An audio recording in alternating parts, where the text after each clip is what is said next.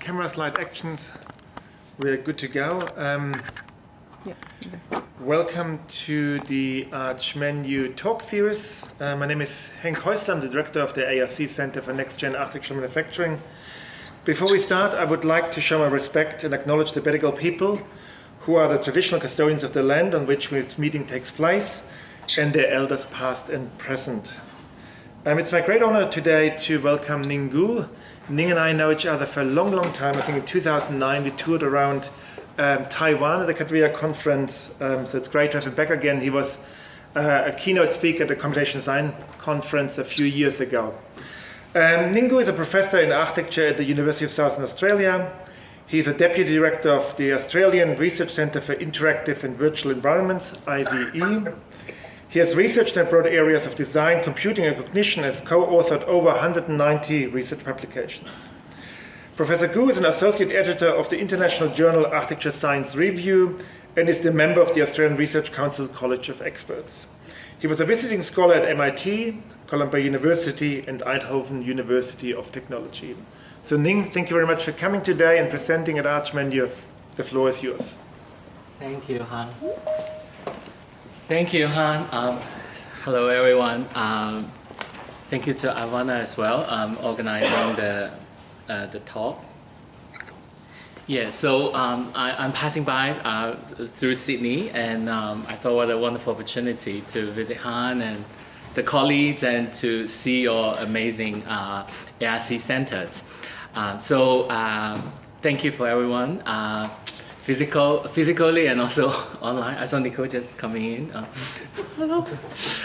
Yeah, so a lot of old friends here, and I also saw just with a glimpse that there are people from Adelaide, from University of Adelaide online as well, and I want to say hi to my fellow Adelaidean. Soon we will become one university.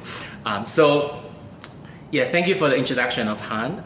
I too would like to pay respect to the Bedegal peoples and like to pay my respect to the elders past and present. And I also would like to acknowledge that the IVE researcher, we are based in the traditional lands of the Ghana people, and that we respect their spiritual relationship with their country. As the custodian of the Adelaide regions, their culture and heritage belief are as important to the living Ghana people today. So in today's presentations, I thought it's an opportunity for me to introduce our center, the Australian Research Centre for Interactive and Virtual Environment, before I move a little bit into my own research area with my groups that are focusing on computational design. So our center focusing on immersive virtual environments, as our vision states that we aim to positively influence the world through changing people's reality, because we focus on immersive virtual environments, and the main technology that we're looking at is AR, VR, MR, XR. So we aim to change people's reality. We are a world leader in immersive technology, particularly our director, Professor Mark Billinghurst, published more research paper in AR than any university or research organizations. And IVE is also a unique alignment of computer science, neuroscience, arts, architecture, and design, brought together to transform industry and to solve large-scale societal challenges. So we have quite a large leadership team. So our director is Professor Mark Billinghurst.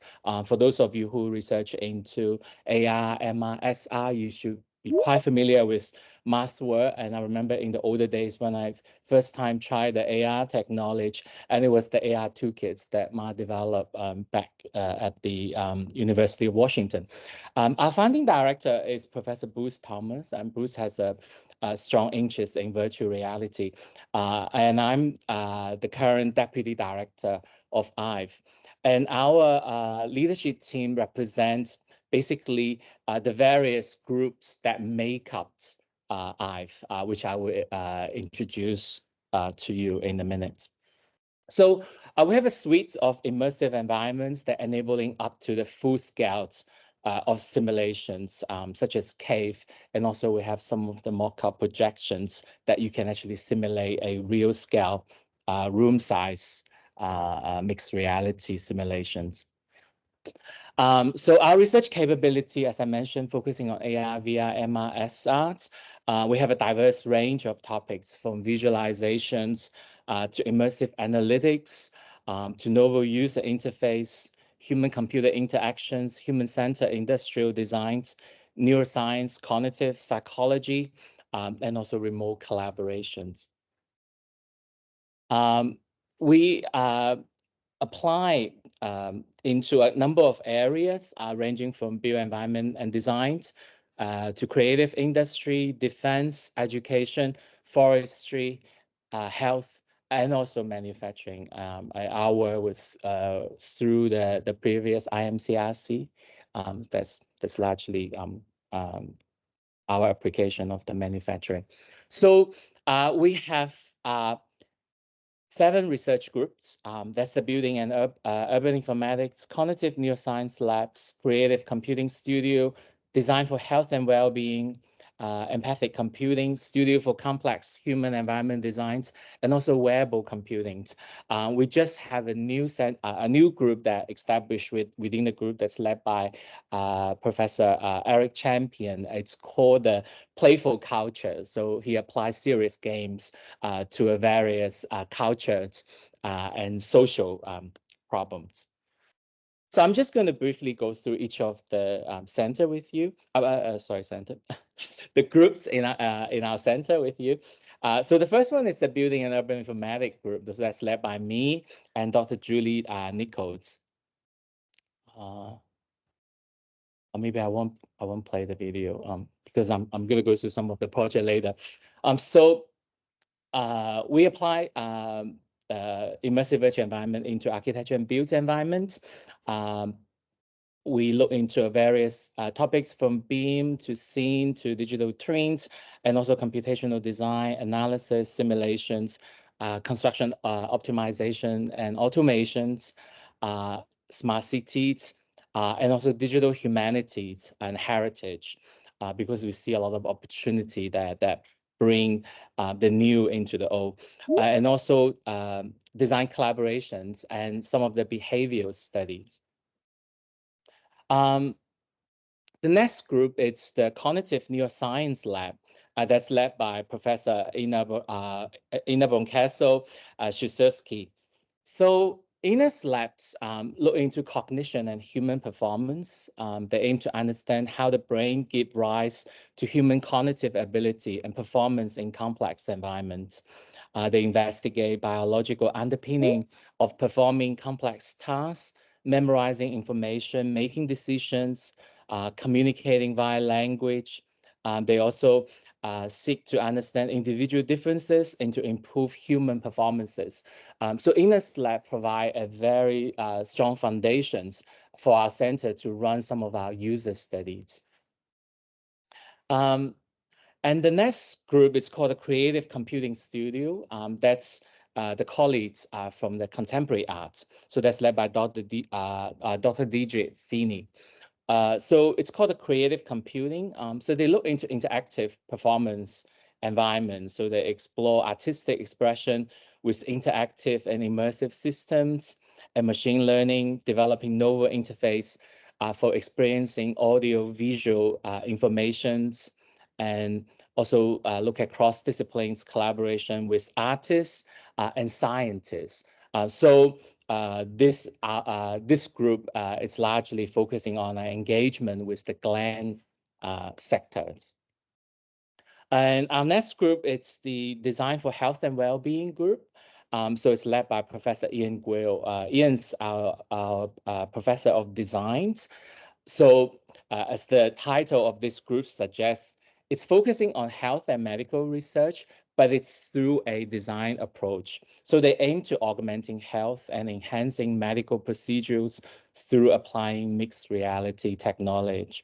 And Ian listed some of the projects they have worked on. They're using AR to help with post-traumatic stress, cognitive psychology and neuroscience inspired AR, AR active rehab, physiotherapy,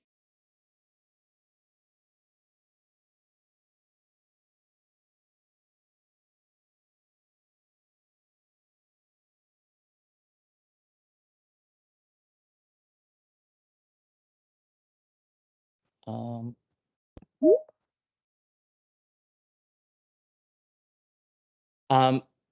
so now moving to some of our more technical groups. So that's the empathy computing laboratory that's led by Ma himself and also Dr. Gan Li. Their lab really focusing on AR and MR technology, although they work into VR as well. But a lot of their works focusing on collaborations. What they aim to do is to develop a system that support real-time understanding so that you are better aware of yourself and also with your collaborators, and therefore improve its efficacy of the immersive environments to support collaborative scenarios. The next group is the, we call it the SCID group. So that's the Studio for Complex Human Environment Design. That's led by Dr. Peter Schumacher. So Peter's works largely sit within the defense sectors. So he did some of the large projects, including the submarine designs. So using industry design traditions and focusing on human-centered design approaches. So they help to design and also prototype various very confined space within the submarines. And then they also look into the command and control rooms in various defense sectors. And Peter also worked with cognitive neuroscientists to actually study how the defense personnel may use some of those quite challenging space. The next group is the wearable computing laboratory. So that's another technology powerhouse of our center. And our group were quite a lot with this group. So that's led by Associate Professor Ross Smith, Dr. Andrew Cunningham, and Dr. James Walsh. So their works also span across VR and also into ARs in a couple of areas. The first one is they call it immersive analytics. What they aim to do is to naturally explore the complex data relationships through immersive visualization technique so that you're immersed into the data. So for instance, in one of the video that they capture here, that's their work with the forestry. So you have the models of the trees. Obviously, it will, it's aiming to be developed into timber materials in the future. But while you're actually looking at the simulations, you can actually look at the various information that's embedded within here and help the forestry industries to better planning the plantations, the harvestings, and etc. So, so that work was largely within in the virtual reality, but they also look at augmented reality. So they call that situated analytics, as you can see here, that you actually taking the digital informations into the physical environment. So this is the work that they did with MinEx CRC. So with mineral explorations, as you can see in the video, that's the various samples that's taken out from underground with the applications that you actually know where do those samples come from and what are the various informations that's embedded within that the physical samples, so that you can use to better understand those samples that's taken from you. You can also, in the AI environment, do simple interactions that you point to different elements and trying to look at them. And also they apply something similar with the forestry as well. So you can see on the right-hand side where they actually inserted the tree into the forest. And another area that they look into is called the narrative visualization. What they aim to do is to expose the narrative within a story embedded inside a complex data source. So in this area, they work with the federal police and to actually trying to look at the data and so that they can better help the detective to find out what might have happened. And they also aim to explore the findings into different forms. So at the bottom here, that's some of the work that they did, which help people to better understand the data of the patients that about pain. So they explore the various objects with the different sharp angles. When you squeeze into that, that actually help people to understand the data about pains in a more tactile way. Then they move into another area, which is called immersive digital twins. So they largely use this for planning and also for trainings. So they developed the VR system that's quite unique, which is collaborative. As you can see in the video that's captured here. So that's a training sign. What is unique about that you actually could have multiple people using it. As you can see, they are nodding heads with it. So once you move into a collaborative scenario, and it really opened up a lot of opportunity for trainings because you can various tasks there. So you can work in pairs, but in training, it's really that the instructor might actually be able to pair up with a new starter, let's say of the mind side, and go through some of the critical tasks that might not be easily achieved otherwise because it's being remote, or the nature of some of the tasks that could be hazardous or dangerous.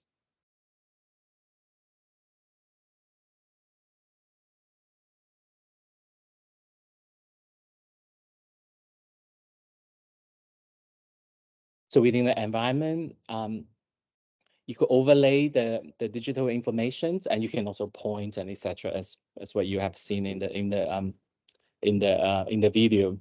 And they also have a robotics and robot arms.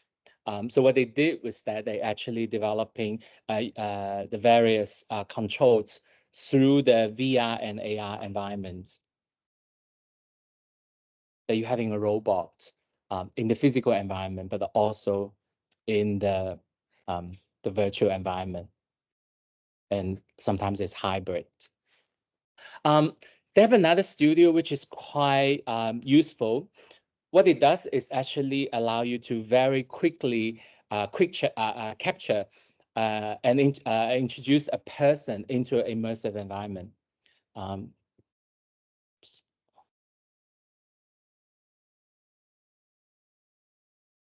That's what you see in this video.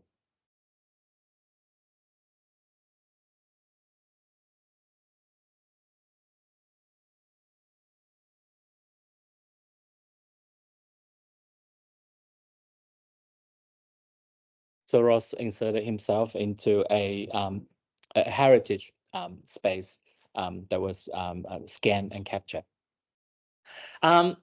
They also have this interest in, they call it advanced prototyping. So they wanted to take those digital informations that back into the physical space and making it and also making it collaborative as well. As you can see, what it does here is the what they did was with medical scientists. So it's a scan of the scan of a human brain.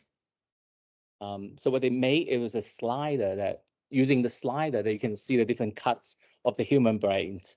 But what is magical about that is that they also make it into a remote collaborative scenario. So you have a local user, but in a remote scenario, you might be working with somebody who's in a regional area that might not actually have access to those data.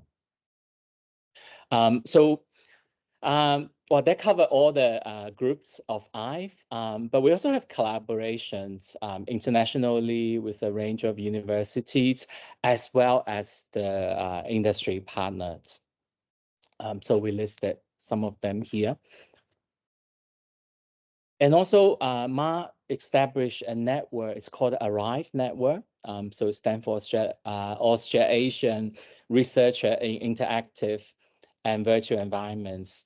So it collaborates with leading researchers in at the moment in Australia and New Zealand, and including 9 institutions, 260 researchers, and collaborating with industry partners through a research consortium. So as you can see a maps here. My understanding is that actually UNSW is also a partner of the ARRIVE. I think earlier it's with I can't blame that Dennis group, but also one of your researchers that moved to Navida. Yeah, that's right. Yes, Tomasz, yeah. And so as you can see, that's the members here. So of course we wanted to strengthen the collaborations. So that concludes the introductions of our centers. At the moment, our center is sitting at the members of 130. We have about half academics and half PhD students. So you know, it's a very well, we believe it's a very strong center, but as many of you might know that you know, Adelaide or well, University of Adelaide and UniSA, we are going through a merger process. My understanding is that the center will carry over, but we certainly see that as a unique opportunity, so that we can perhaps, you know, further branching out, or we establish new collaborations. And of course, you know, with you know, Hans, your center, and if we have any opportunity to collaborate, and I certainly see there's a lot of opportunity there, because while you guys focusing on fabrication, but you mentioned that you know, your focus is in design, which I really see your rationale that you need to get the design part done rather than just start from the construction, and why our center focusing on visualization. And I think it has a very strong capability to support both the design phases as well as the manufacturing phases. Okay, so this is my first half of my presentations. I thought, do we have any questions, or in case if from the room and from online, because I haven't been looking at the chat window or anything. I have another half. Yeah, is it too much? But because I thought you, yeah, move on. Yeah, okay. Oh, there's a question at the back. Yeah.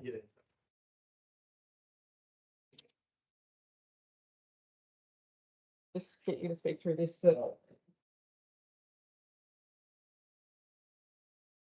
little bit late. The IM-based AR, the pet management system, I think I came in just as you were finishing up on that.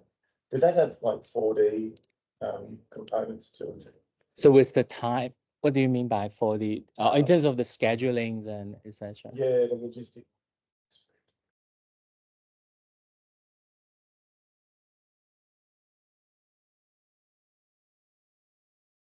Visualization software that you can use in that respect. It seems to me there's quite a synergy there, some of the aspects. Yeah. Well, actually, I will show a video within that, well, in the second half of my slide, but just a very quick response to that. Well, unfortunately, we don't have the 4D, but for the demonstration purposes, as you can see, what we did was that we basically take a lot of information from the Revit model, and then we overlaid it into a physical environments. And what it does is that compared to some of the sort of the developments is not so much focusing on the interactions. So you just have a digital design that overlay into a physical environment. We actually introduce a the iPad interface. So within the iPad, you can actually load up a chat list. So the chat list will actually guide you through your defect management, which I will play a video very soon. Yeah, but thank you for the question. The next half, or maybe the next 20 minutes or so. Sorry if I'm making my presentation too long because yeah, okay. All right, good. Yeah, so I think maybe about 20 minutes or so. So I just wanted to introduce some of the projects from our group. So we call them the novel interface and interactions of computational designs. So our group obviously focusing on computational design and largely focusing on the applications in the built environments. So we follow a quite typical approach to conduct our research, often with 3 stages. So the first stage is maybe the preparation stage, and often what we do is through theoretical investigations or interactions with the industry, look into their perceptions with focus groups, and come up with various needs and expectations. And then we would develop into system architecture that we call the novel interface with novel interactions and various new tools. And then we would conduct user study as our third stage.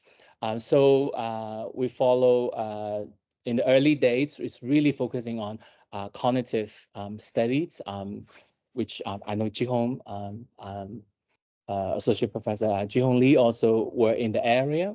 Like we were in the good old days in Newcastle, working together. But now with the connections with IVE, because we have colleagues from cognitive neuroscience, so we also start looking into some of the biometrics measurements.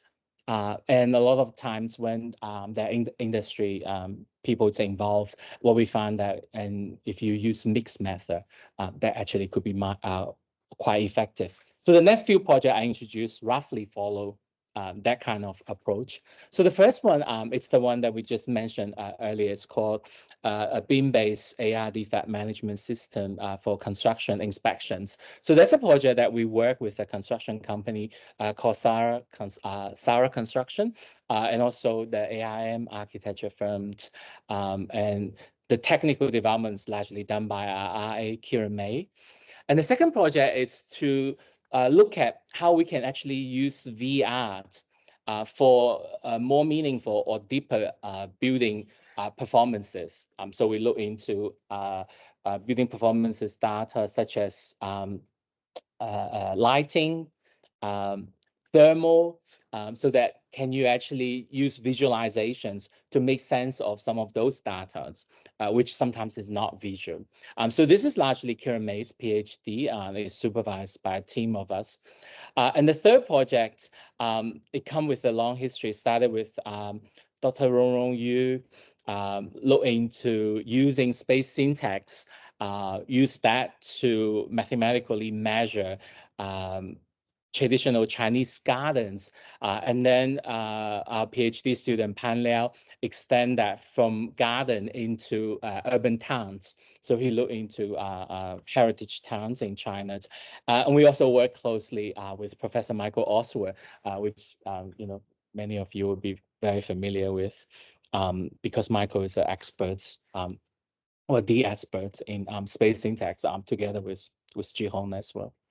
And the fourth project is Victor's PhD, that we look a little bit into smart cities, largely the data, the big data that's made available with the smart infrastructures that look at data-driven approach to assisting computational urban design. And Victor's, his strong interest in parametric designs and in big data, and when he see that this needs to more systematically use those data and coming up with tools that is open source, that allow people to use it for free. And for that PhD, and thank you to Han, and he's actually the examiner for Victor. And I will finish it with one of our recent projects. It's called Parametric VR. So that's a discovery project. It's ongoing. So what we did was basically we just really did it blue sky. So we say parametric design, great that we have visual programming, but some people still finding it not intuitive or difficult to get started. So how about we making it more intuitive and easy to use? So we made a big hypothesis that VR can do the work. And the particular characteristic that we see in VR can potentially contribute to that.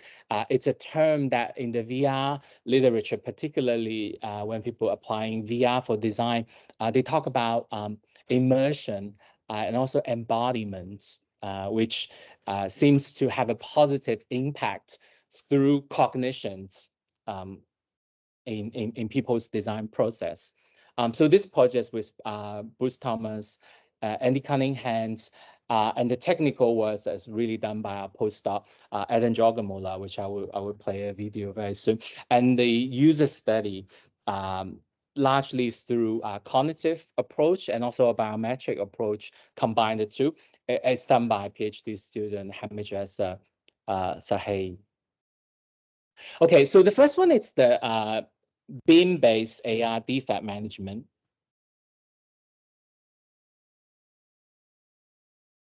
So Kieran's making it easy for me.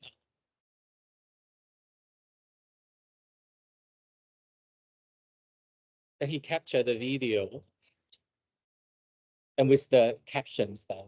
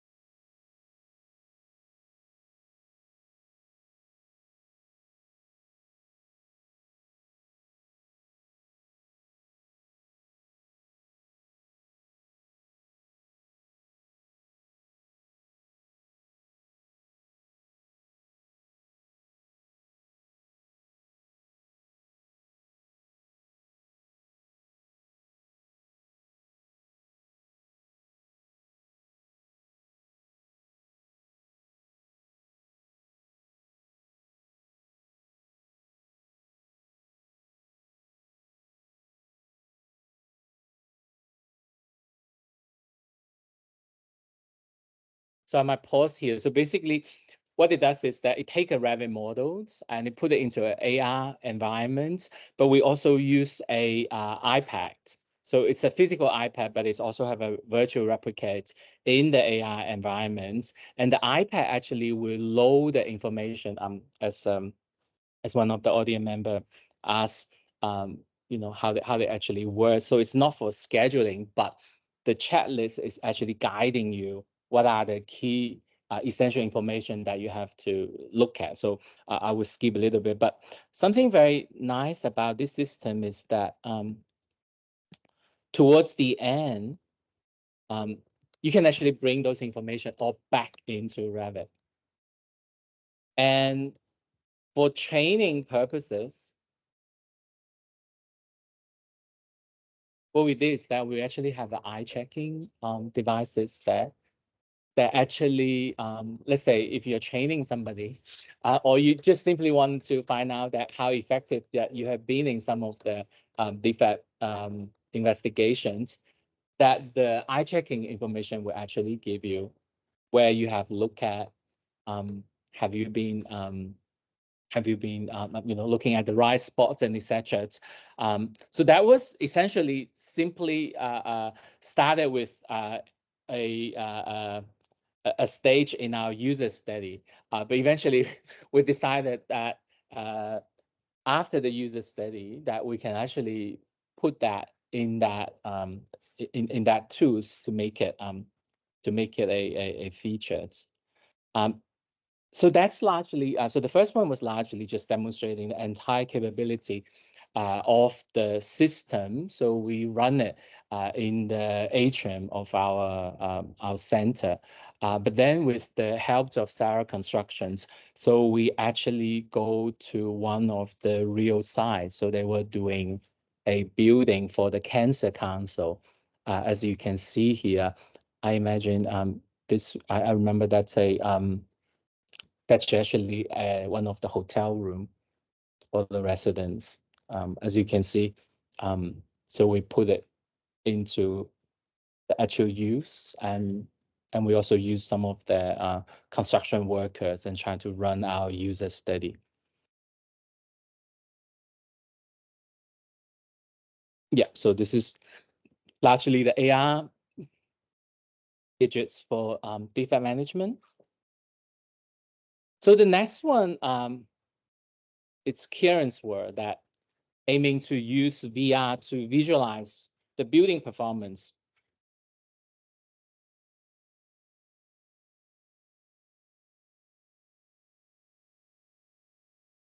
So I use a couple of the video that he made here. So he come up with a few alternative that you could actually show those building performance data. So over here, we have some lighting data. So that's about the glare and also the illuminance. So he come up with three different alternatives. The first one is the 3D heat map. So he overlay the same color coding of the heat maps into a 3D environment. But the second one, he used a thing, it's called a band ray, which it actually shows how the glare and illuminance work better, more dynamically in the 3D space. And the final one is that in this thermal simulations, that he has all these 3D arrows that is actually showing you some of the movement. I guess that, in this thermal simulations that perhaps a little bit more making sense that you need a movement, because this one, he come up with the scenarios how to best lay out the office space with air cons going on. As you can see, all those 3D arrows. And then he run user studies with those three different simulations. So the aim is basically trying to move away from a pure visualization environment for VR to actually trying to represent something more than visualizations. So this is one of Kieran's trial. And then the next one, this is largely the words with Rong and Michael. So we use space syntax analysis, including isovis fields, and visibility graph to measure the spatial visual characteristics of movement along a path through a well-known traditional Chinese private gardens, the Yuan Gardens. And then we actually follow on from the analysis and we apply those mathematical measurements as controls in parametric designs to generate new instances. And we continue this work. We now apply it to a larger scale into the town, which is through another PhD student. So at the moment, Rong is writing a book proposal. So Ron, Michael, and I, we have a plan to actually publish a future book just on this particular topic, because now we actually get a lot of data. But as you can see, what we're trying to do here, it's basically using computational means so that we can actually capture something often that is done through archival research or through scholarly debates, that we actually provide a different way of interpreting it and representing it, and I guess re-representing it and putting it back to the field. So very quickly, the fourth projects that I want to very quickly show you. It's called an integrated data-driven approach to assisting computational urban design. So that's the work by Victor. So I start with this, fast speed capture that is done by Victor. So basically, his PhD start with a motivations that he really want to make use of the big data that is provided through the smart infrastructures. But when he actually looked a little bit deeper into that, and he realized that there are a lot of discrepancies and also assess issues. A lot of they are not open source, and then you can't actually check the credibility of the data. But he still find, I think he actually started an online group, so it's quite a strong following. So clearly people internationally showing strong interest in this particular approach. So he really wanted to do something about that. I think his very primitive intention was to come up with a free tool so everybody could use it. But of course, in order to turn that into a PhD project, so he gradually looking into the various data that's available and the tools that's needed, so that you can actually start working on, this data-driven approach. So working with largely the people from the online groups, he started with a needs analysis, and he trying to categorize and systemize those data, and then coming up with tools that could actually allow you to do something about the data, and eventually all provide it into a dashboard that you can actually help urban designers to make use or make sense of them in their practices. So this particular project that he used is a suburb in Adelaide. So he looked into various green space use, densities, circulations in the neighborhoods. So basically trying to demonstrate his tools. But the foundation of that, as I mentioned, is through the literature review and also the focus group interview to actually understand what is required. If you have to do this more systematically and formally, and then you can actually turn that into some kind of perhaps guidelines in principle to help people don't really understand that come along. Oh, you have a question? Yeah. Yeah. Yeah, he created data dashboard in the tools. Yeah. So yeah. Yes, yes. Yeah, he can gather, for instance, like Google Maps and showing the corners and etc. And then eventually he turned that well, so here this one basically is the categorization of the tools, and he believed that should have 4 types of data and have 4 types of tools to use those data. So essentially, I think the first one is called the gathering, basically it's just data collections.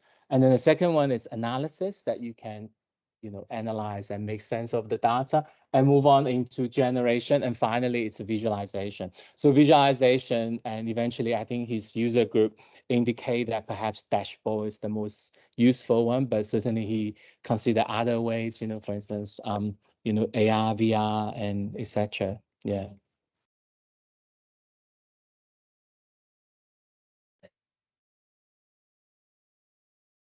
Not necessarily the lay people, but people who are interested in this. And certainly they need to have some skill. As you can see, this is the different plugin. It's like I should say this is a suite of tools, as you can see. So basically the 4 category tools, as you can see, how they all being done. So at the moment, I think if you guys are interested, I think it's in the GitHub and it's free.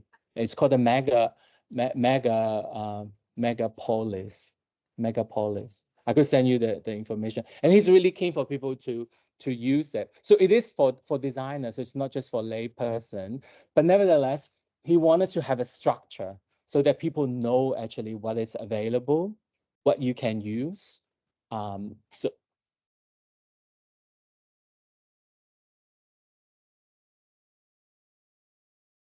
No, he didn't go to Padua. He's working now. So yeah, Victor, yeah. Or maybe it's could be, yeah. Maybe, yeah. Okay, Victor, because I've met him in Adelaide, in Adelaide, when he came over with his wife and kids, and Yeah. to Monash University now.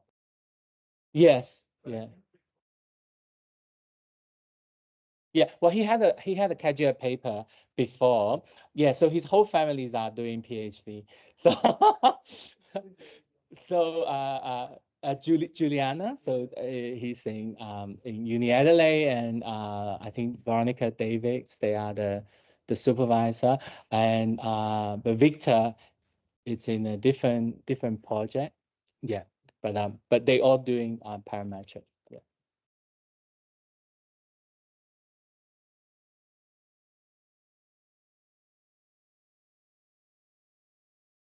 I think it's extended. Like for instance, his user group are internationally, but the demo is using the Adelaide data. The demo is largely captured for his user study. So after he developed all these tools, so he have a quick demo and for the people to evaluate his tool so that he can write up his PhD. But that's just for the demo. But you can use it for any data. Yeah.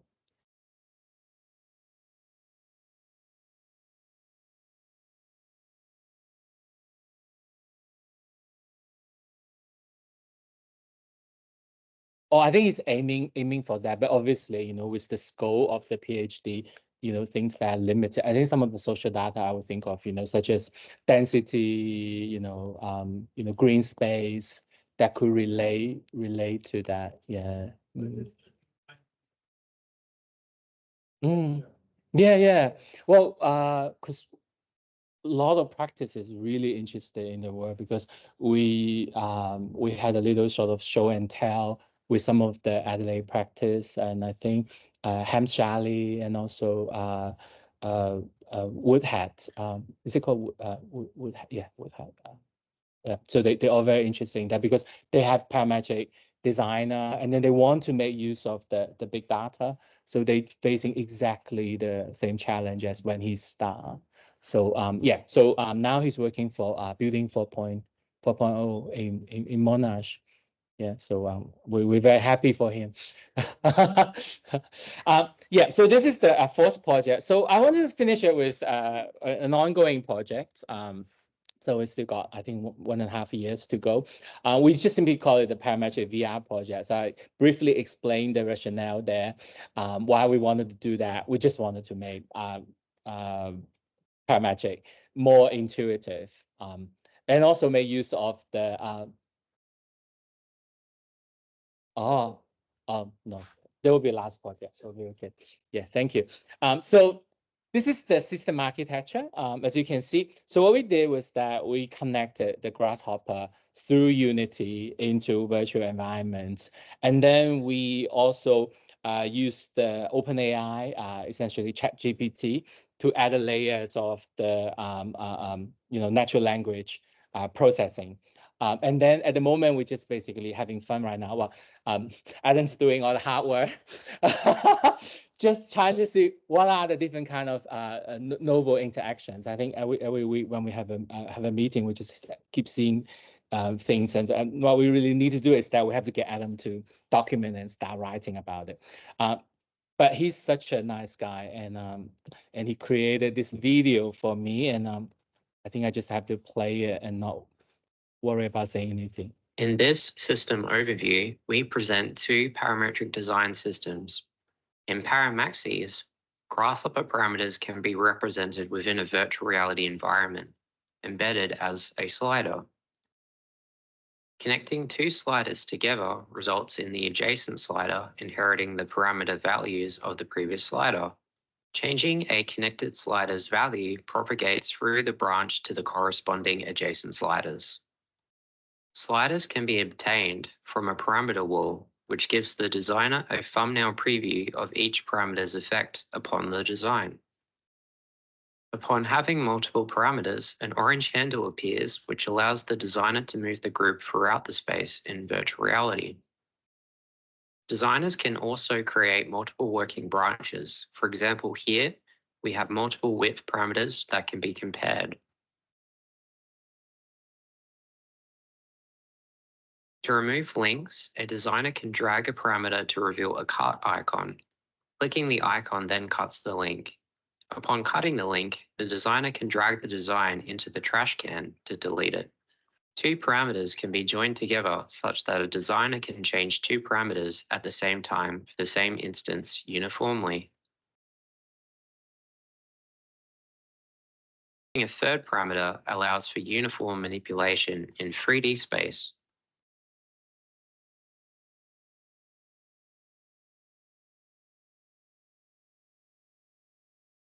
All sliders also contain a live button, which, when activated, allows a designer's manipulations to update both the instance and a contextual model. Our next system, Param Speech, allows designers to simply talk to buildings to update their parameter values. For example, saying make 10 floors will update the building 10 floors as afforded by natural language processing and large language models. Designers can manipulate values as well as perform many different operations. For instance, a designer can say create a proxy to create a copy of a contextual model.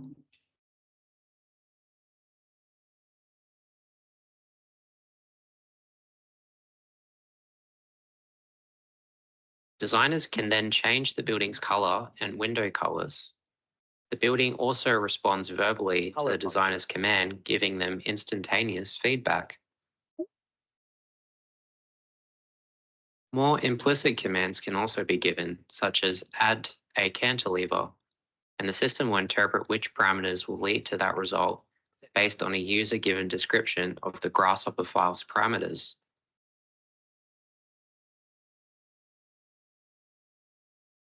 The dialogue between the designer and the system is also represented via a chat log with quick commands. Thus, designers can recall commands quickly and retrace their own steps throughout the design.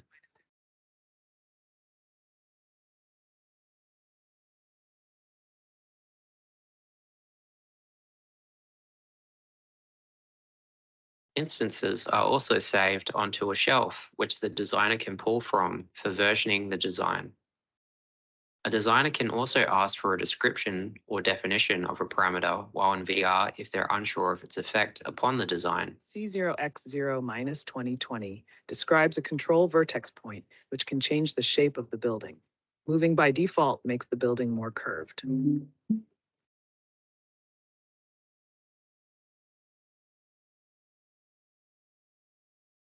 Dictionary. Slab thickness, 2, 0, 10, describes how thick each of the slabs are between the floors. Slabs increase the structural stability of the building and insulating heat. With the advancements of Param Speech and Paramaxes, we aim to ignite inspiration and showcase the transformative potential of virtual reality and revolutionizing parametric design interfaces for future generations. Thank you for listening.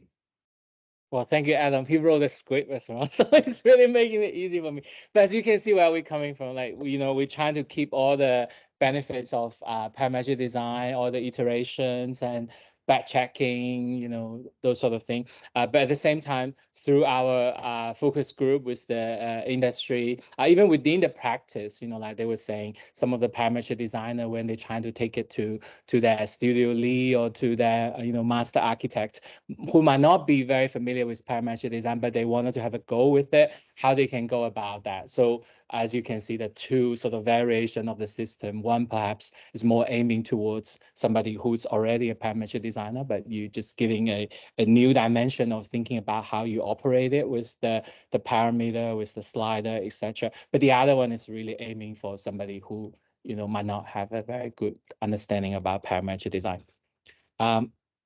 So that's the system developments. Our next stage is obviously using the user study.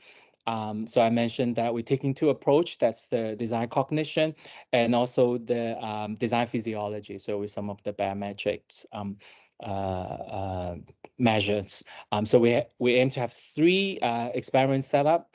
So we have a baseline, we have an experiment 1 that's desktop with VR visualization, giving assumptions that some of the tasks should still be outside VR. And then the second experiment, which is entirely in VR. And then we wanted to use this particular conceptual model of computational design that developed by Ron Michael and I as the starting point for developing the coding schemes. Well, first of all, it's because developed by us, but we thought that the notion there was quite good because we aim to understand computational design as these 3 elements and their interaction. So that's the design environment, design technology, and design cognition. So in a sense, what we're trying to say, the design environment that encapsulate both design technology and design cognitions, and the VR, which I mentioned about the immersion and the embodiments that could play a positive role in the design cognition. And then we wanted to use this to actually test some of those hypotheses. So we are editing, our team is editing a book now. We got a book contract from CRC Press. So for any, of the audience members and partners, and if you're also researching into the immersive virtual environment space, if you're interested, contributing a book chapter to our books, please, get in touch. And it's expected to be published in mid-2025. That's all for me. Thank you very much.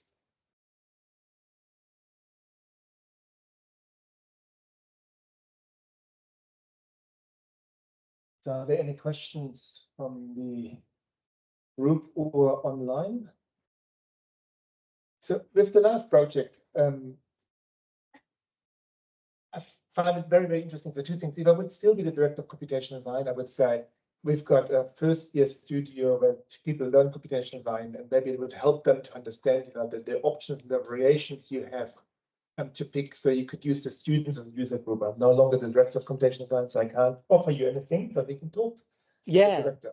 The second thing is one of my former PhD students, Zayat, who's now a postdoc fellow, did his research on interactive generative algorithms. So if you've got a generative algorithm, you've got obviously dozens and dozens and hundreds of options to choose from. And normally with those algorithms, you have to wait for a very long time to come for a suitable outcome, which is very kind of time consuming computationally. So he developed an algorithm that within the generation with the genomes, you could already pre-select and keep certain things that you liked when you see them, and say you store them for future development. So the algorithms takes your preferences on board to develop things further. So what you've shown here in putting things on the shelf, or discard them in the bin would be quite interesting. So I would love to bring you in contact with Zayat's work to see if there's an option to develop that. Yeah, that would be really great. Yeah. Thank you, Han. Yeah.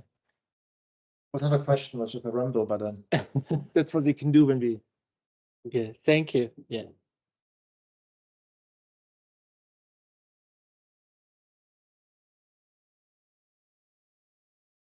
Then I would say thank you very much for joining us today. We will get in contact and get more people from your group over to present. Yes. And if you guys come over, we will be in Adelaide a few times. Happy to present as well. With Van and I gave a talk at Adelaide University. Yes. So we've ticked that box. Now we met Victor, so we can go to Uni SA now as well and give some more talks there. Yes. So we'd love to do that. Would be good. More exchange exactly. and explore some collaboration. Yeah. Wonderful. Thank you very much. Thank you. Thank everybody online for joining today. Have a good weekend.